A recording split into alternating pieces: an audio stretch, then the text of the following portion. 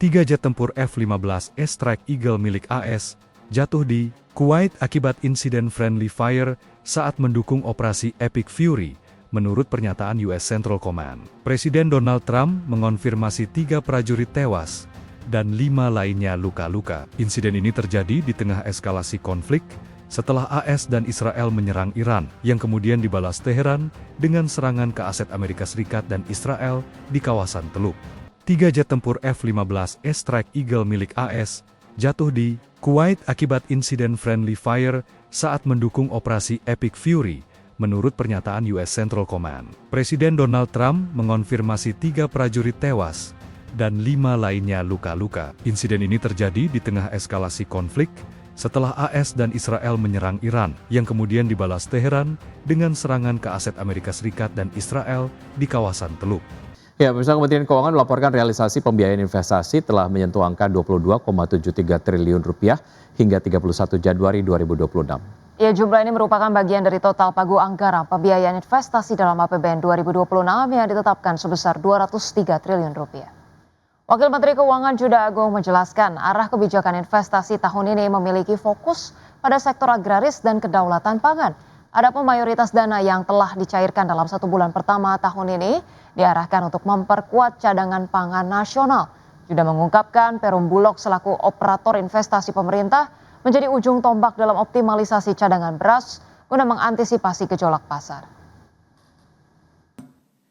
Hingga 31 Januari 2025, realisasi pembiayaan investasi tercatat 22,73 triliun, terutama untuk mendukung operator investasi pemerintah, khususnya Bulog, dalam penguatan cadangan beras pemerintah.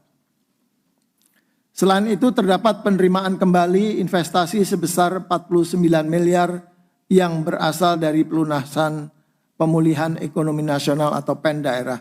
Pemirsa, PT Industri Jamu dan Farmasi Sido Muncul TBK membukukan peningkatan penjualan dan laba bersih sepanjang tahun 2025 lalu. Ya, berdasarkan laporan keuangan, Perseroan mencatat penjualan sebesar 4,07 triliun rupiah pada tahun 2025. Penjualan meningkat 4,1% dibandingkan dengan periode yang sama di tahun 2024 sebesar 3,91 triliun rupiah.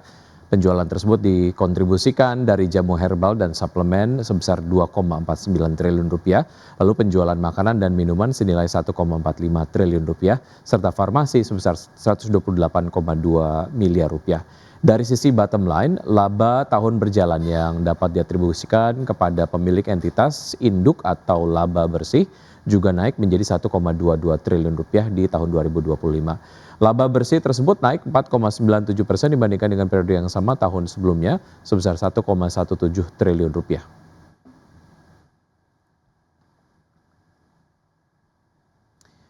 Ya, emiten produsen roti merek Sari Roti PT Nippon Indosari Corpindo Tbk atau Roti mencatatkan kinerja positif pada kuartal 4 tahun 2025.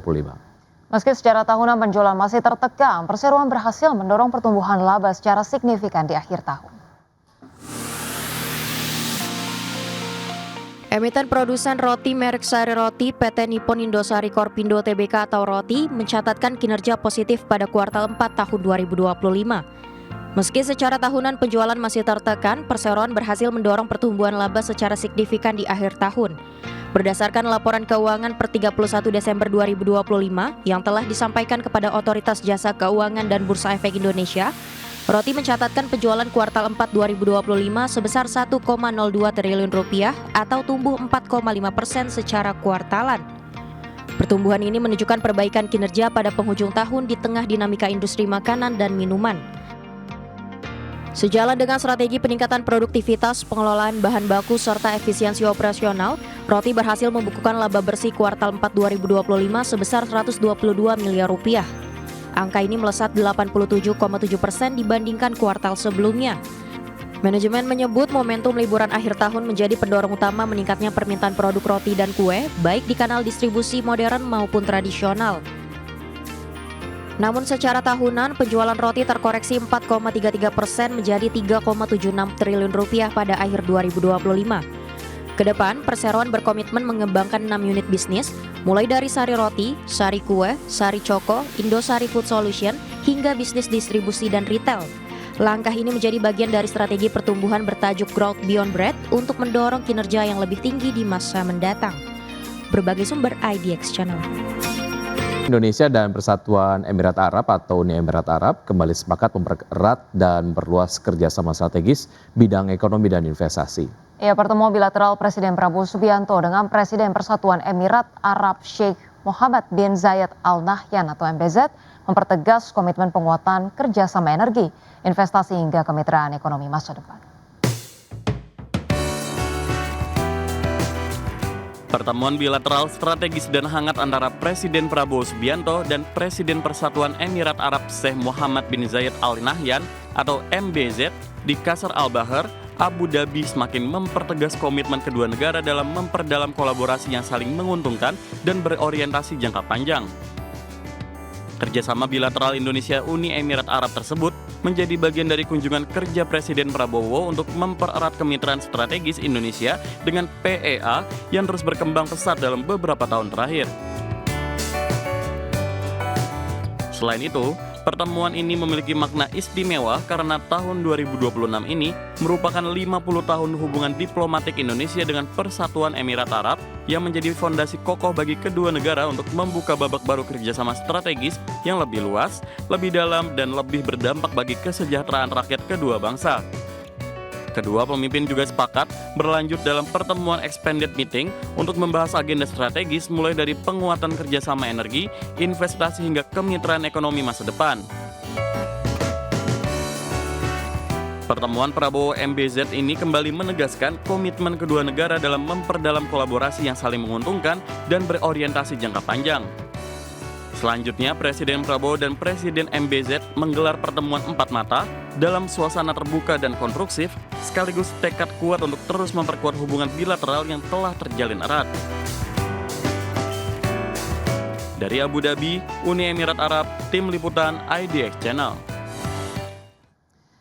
Investasi Uni Emirat Arab ke Indonesia sepanjang tahun 2025 tercatat mencapai lebih dari 14 miliar dolar Amerika serikat atau 233 triliun rupiah.